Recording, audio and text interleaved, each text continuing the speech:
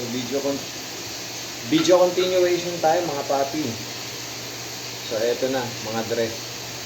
Ito siya. So, makikita nyo, in, out, napaka-smooth lang yan. So, dinadama lang muna natin kung lumalapad pa yung oil seal niya. Tapos, fresh na fresh din yung kanyang dust seal. So, meaning to say, ayun siya, oh. So, malambot pa rin. Hindi pa siya yung matigas o yung nagka-crack. So, eto, konti na lang pala tong hydraulic oil natin. Boost lang tayo niyan. Okay. Boostin na lang natin ito. Yun. Iba pagka may langis sa loob. Kung nakikita nyo kanina, parang hangin lang. Ito, yung kasi yung rebound. Ayun o. Pag lumulunok, yung tubo niya sa loob, actually meron tong parang canister sa loob, tapos may mga butas. So pagka atake natin, medyo matigas. Yan. Yun.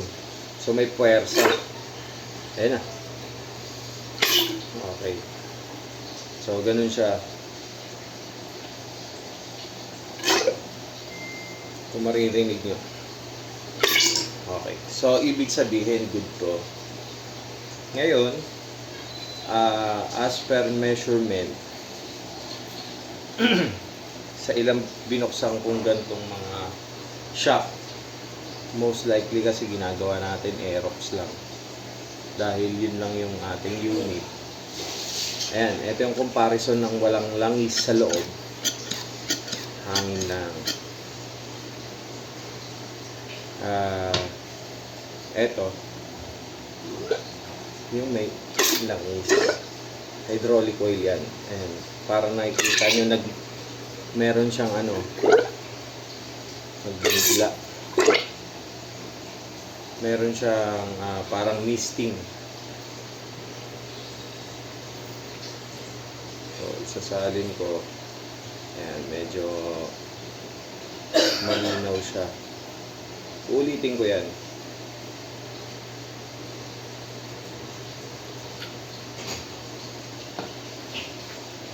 So, kung may experience niyo, ayun.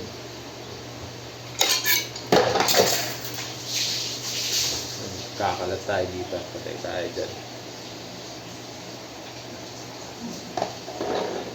Kung na-experience nyo sa mga may bagong motor, from casa,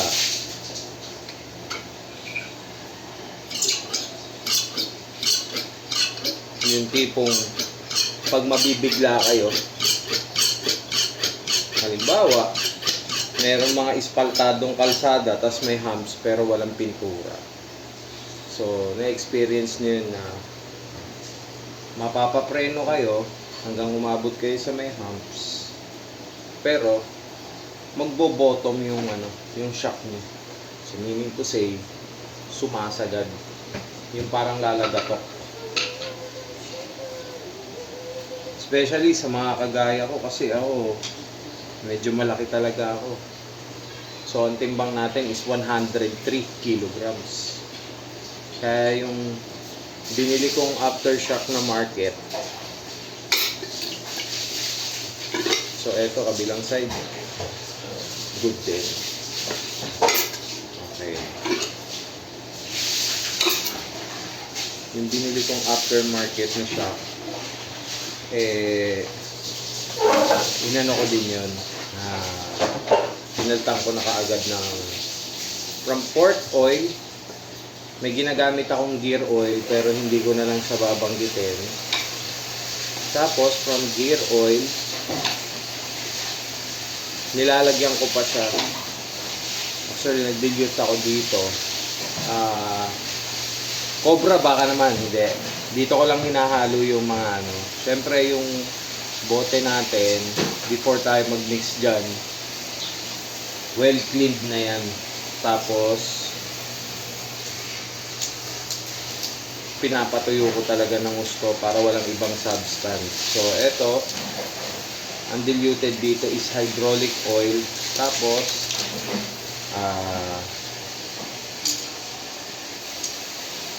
hindi ko na siguro babanggitin. Pero, eto, pinantitimpla ko yan dun sa ginagamit ko na oil na nilalagay ko rin sa suspension.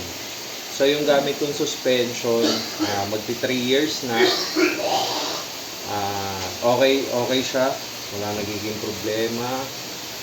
Kahit mabigla ka sa kalsada, yung maliliit na humps, basta hindi matulis, wala, dinadaanan ko gamit yung Aerox natin.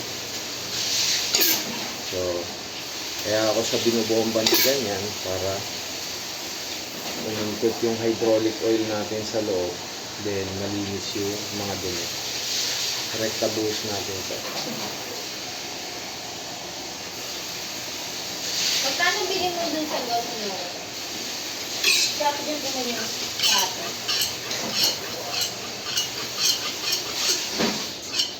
3,000 ata. Oo. Ano yung Sabi kasi nila mura doon sa Divisoria. Oo, meron. Maghanap ka lang ako. Ulit pa. Kasi meron akong nakikita ng Isang ulit renta pa. ng gown. 700. Parang two-way na siya. So, yan yung Mahaba, lamas tapos natin. Tapos Medyo kasama na yung malinaw. brown sa yung pepe.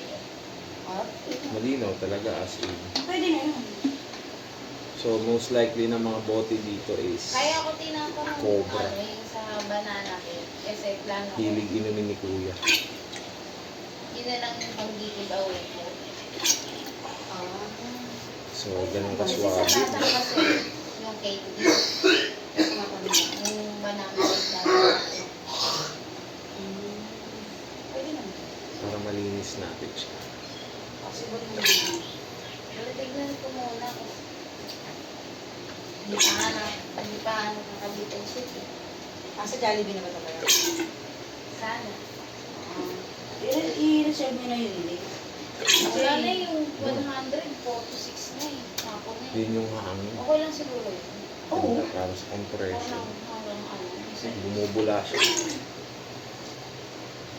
Okay lang yun. Sali natin sa kabila.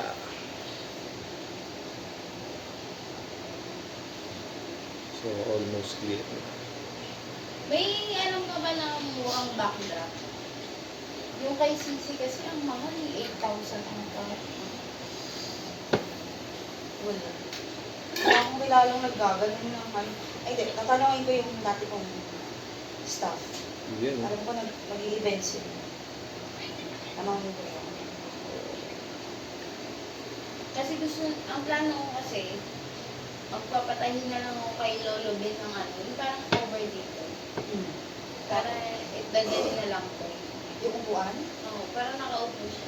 Hindi ko alam sila na. Alin parang may tag. Oo, meron. Hindi yung kay Sisi kasi parang bench. Talagang naiipit yung Pero kay hangin Sisi sa parang loob. bench. Ay, baka part ng ano kasi yun. O nga, kasama kasi yun dun sa pangit. Part ng background. Oo. Para masaid natin yung hydraulic oil. Makarli ka eh. Yan. Hindi din kaya eh. Huwag mo nang gayahin yun. Eh, bruha kasi gusto yun eh. Sabi ko, Hindi. sabi ko sa kanya, huwag na ganun. Pangit nga yun.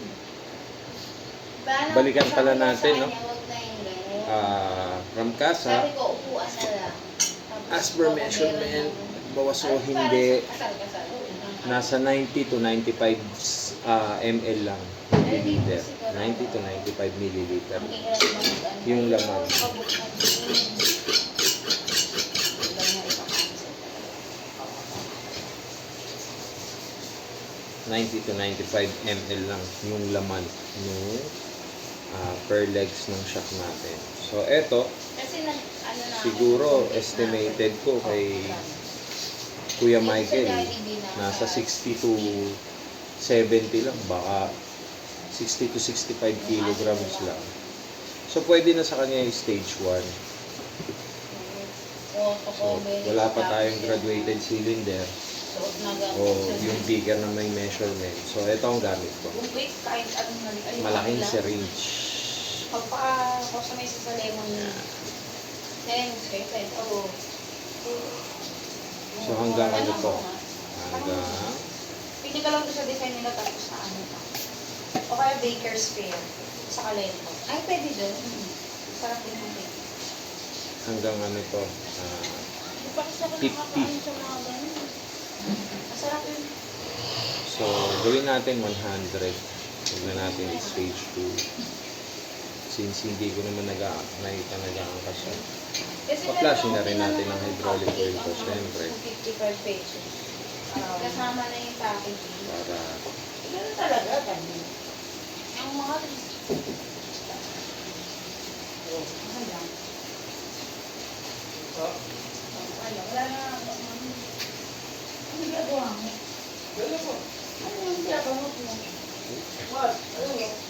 So, umamat ka dun sa ball. Okay. Oo. Malay mo, mag-take ako ng ano. Wow. Malay mo lang yun. Hindi naman yan. Wow! Bye-bye. kasi hindi ko alam kung ano yung huli kong ginamit dito pero parang mineral oil naman yung ginamit ko dito. Nung nag-repack ako ng shock ng bike ko. Ay, ng shock Paano daw niya okay? na hydraulic ng brake ko sa bike. Para walang although mineral oil lang siya. Yan. Lilinisin lang natin para safe and sure.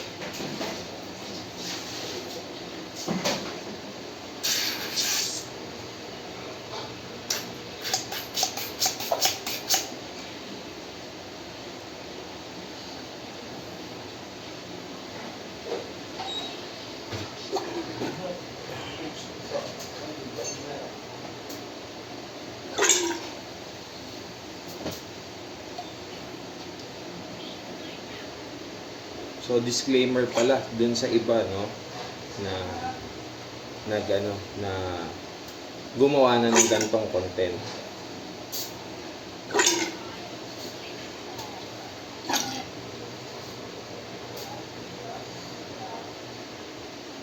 Yun lang siya.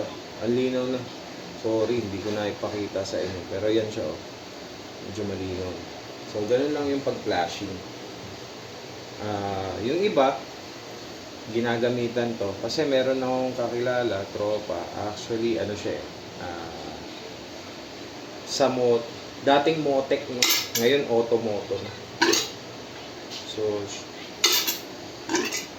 most likely ng mga ideas at saka yung mga ginagawa ko dito sa kanya ko natutunan, pero siya gumagamit talaga siya ng mga proper substance sa paggagawa ng ganito kasi medyo big time naman talaga mga kliyente niya saka ang mga ginagawa dun is big bike. So Automoto yun. So, kung gusto niya ng much better na service doon sa Automoto, kahit anong parts ng motor, sasakyan, napaka-basic lang doon. Kay Bogs. Pero, syempre, every premium has a quality, it has a price. Pero yung sa akin naman, ito ano lang to, parang tayo lang gagawa kasi kaya naman So, lahat ng mga pwedeng kayang gawin sa motor, sa bike, sa sasakyan, ako na lang yung gumagawa. So, para, honestly speaking, tipid. Hindi ka na magbabayad sa iba.